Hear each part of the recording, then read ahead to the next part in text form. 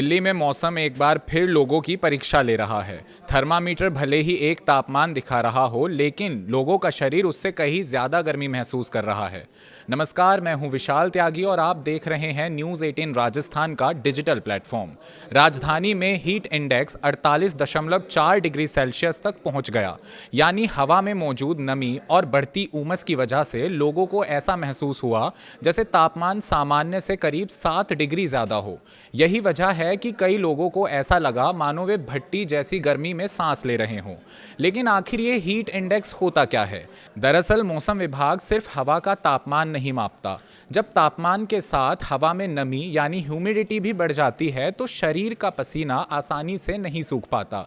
ऐसे में शरीर खुद को ठंडा नहीं कर पाता और इंसान को वास्तविक तापमान से कहीं ज़्यादा गर्मी महसूस होती है। इसी एहसास को हीट इंडेक्स कहा जाता है।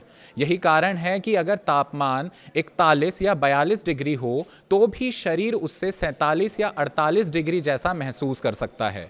विशेषज्ञों के मुताबिक ऐसी स्थिति में heat stress, dehydration, heat exhaustion और गंभीर मामलों में हीट स्ट्रोक का खतरा काफ़ी बढ़ जाता है।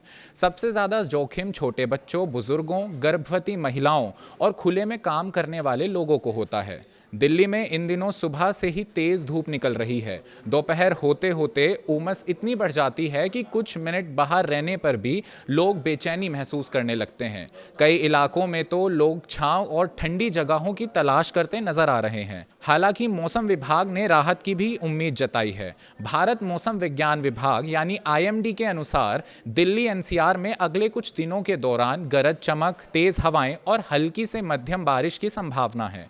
अगर ऐसा होता है तो तापमान में गिरावट आ सकती है और लोगों को उमस भरी गर्मी से कुछ राहत मिल सकती है।